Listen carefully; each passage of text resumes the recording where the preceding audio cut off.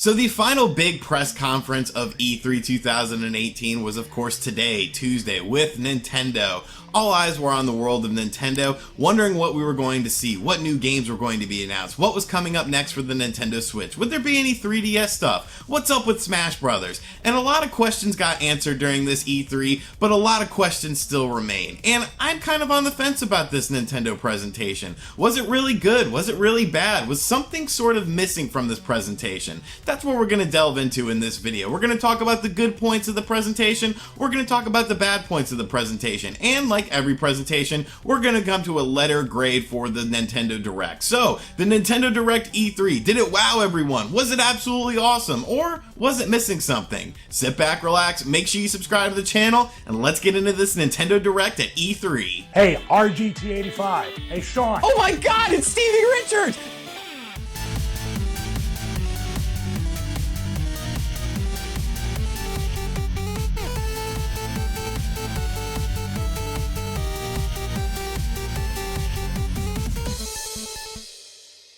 So as always, we're going to start off with the good points of the event, we're going to talk about the bad points of the event, and like I said, come to a letter grade. Now, there was lots of things I did like about this Nintendo Direct presentation, one of them being a brand new game to kick things off, and that was a game called Daemon X Machinima. I could be butchering that name, I probably am, and I sincerely apologize for that. But this is a game coming to us from Marvelous Studios that looks like it could potentially be a Nintendo Switch exclusive, and will be releasing in spring of 2019. And this game looks really freaking cool, honestly. There's like big mechs going on. It definitely sort of has like a platinum feel to it. It's got a really interesting cel-shaded graphical style. Looks like it's set in a futuristic setting. There was like heavy metal music playing during the presentation of it. I really like this game. I really liked what I saw from it. The action looks fast and fluid, and the combat looks really fun, so it looks like it's going to be a really cool game. And once again, it looks like that was a Nintendo Switch exclusive, so I'm definitely looking forward to that. Another game that was a bit of a surprise announcement was Super Mario Party, which of course is the next Mario Party game. Now, I'm not a huge Mario Party fan. I've fallen out of love with the series quite a while ago, as having to review the last two Mario Party games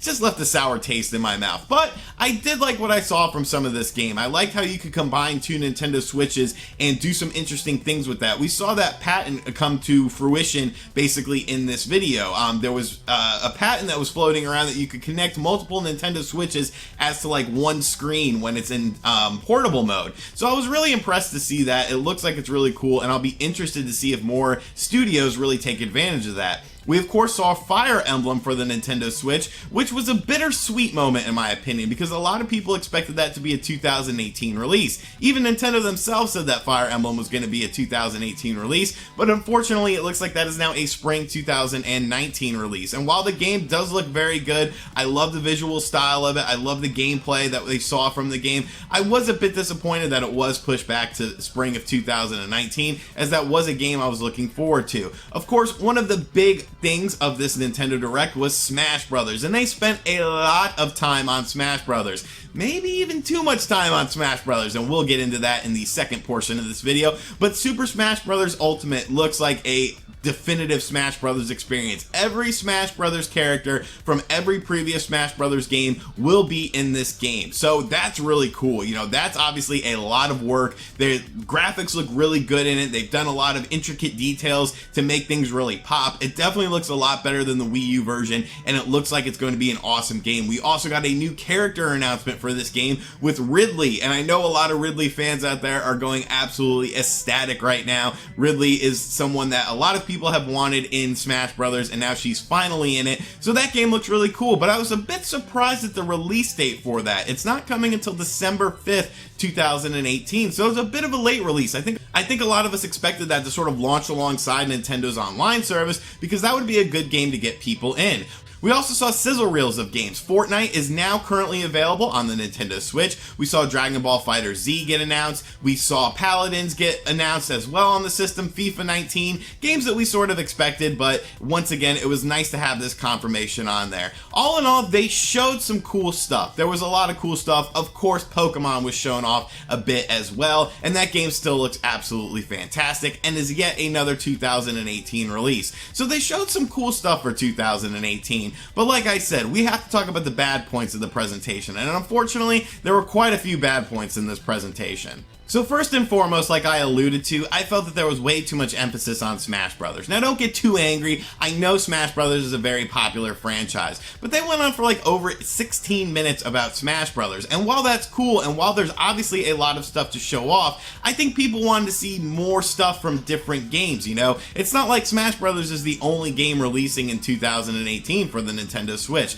I felt a lot of this stuff could have been done during the Treehouse presentation. The first half of the presentation for Nintendo was actually pretty amazing. They were just showing game after game after game, and it was like, wow, they really are going out guns blazing with this. But then the Smash Brothers portion really sort of bogged down the experience, in my opinion. I love seeing the game, I love seeing all the new intricate details in it, but I felt like a lot of this could have been done during the Treehouse presentation. But the biggest problem with this Nintendo Direct for E3 was the lack of games that we already know about and we wanted to see more of. Where was Metroid Prime 4? Where was Bayonetta 3? Hell, where was Yoshi? Yoshi's supposed to be a 2018 release, and we didn't see anything about these games. And that, in my opinion, was the biggest undermining factor in this Direct. People wanted to see Metroid Prime 4. People wanted to see Bayonetta 3. People wanted to see Yoshi, I feel. And the fact that Metroid Prime 4 was not there in any sort of capacity was a big dampening experience, in my opinion.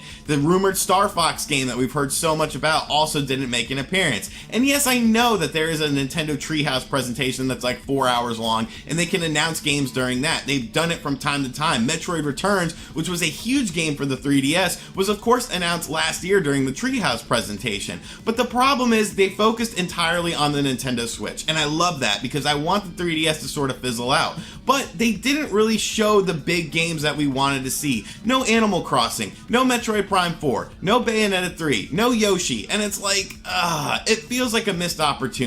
When you're on the E3 show floor and when you're doing your presentation, all of the world's eyes are on you, and that's when you really have a good chance to make a big impact. There's a lot of games coming out for the Nintendo Switch, a lot of multi-platform games, a lot of games that you might have skipped on other platforms. You know, even at the end of this month, I've got games like Crash Bandicoot Trilogy, Wolfenstein, games that I didn't play on other platforms coming to the Nintendo Switch, and I'm really looking forward to playing those games. But I definitely wanted to see these staple Nintendo franchises in this event. I wanted to see Metroid, I wanted to see Bayonetta, I wanted to see what third-party companies were up to, and unfortunately, it was just a bit of a letdown, in my opinion, in the grand scheme of things. So, we have to grade this presentation, and it's honestly going to be very hard because I know a lot of you guys are Nintendo fans that watch my channel, but we have to be honest about this, and in my opinion, it was a bit mediocre. Yes, there's Nintendo Directs coming up, I'm sure, for the rest of the year. Yes, there are surprise games still coming during these Nintendo Directs. Hell, Wolfenstein and Doom were announced during a Nintendo Direct,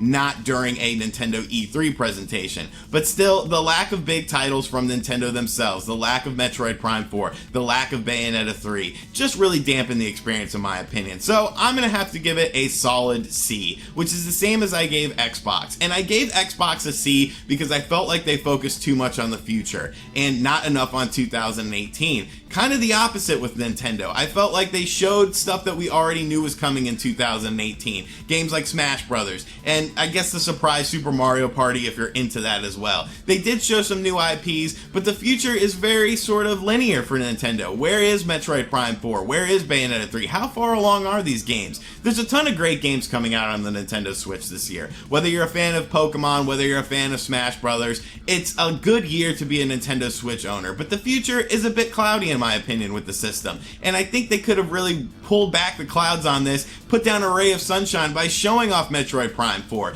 It's okay to show off games in the future as long as you're supplementing those with games releasing in 2018, but unfortunately they didn't want to show their future yet, and maybe that's just boiling down to me. Maybe I'm being selfish with this, but I really wanted to see some new surprises, maybe even a new Mario game. It's just, I don't know. I love the sizzle reels, I love the first half of the presentation, but the strong emphasis on Smash Brothers with just going on and on about it, and the lack of Metroid Prime, honestly, just sort of dampened the experience for me. So like I said, we're giving it a C. A solid grade in my opinion, but it could have been a lot better, especially with some teases of these big upcoming games. So, let me know in the comment section down below what you thought about Nintendo's presentation, because I think it's going to be a bit decisive here. If you're a huge Smash Brothers fan, you probably love this. If you're a more casual Smash player like me, who just plays it sort of for fun, you might not have enjoyed it as much. And as always, thank you for checking checking out this video. Yes, I still cannot stream on my channel because of a stupid claim from Ubisoft. They are working on it right now though, so hopefully this will be resolved soon, and thank you for checking out this video. If you're new to the channel, make sure you subscribe and turn on notifications. I've been doing a lot of E3 coverage. I'm sure I'm not done with it yet because E3 is sort of winding down, but there's still some surprises coming, I'm sure. And as always, if you really enjoyed this video, be sure to check out all the links in the description box down below. We got Patreon, we got t-shirts, we got social media. Go download Paladins, go download Fortnite for your Nintendo Switch. Have some fun today, and I will catch you guys on the next video. Later. RGT 85. RGT 85.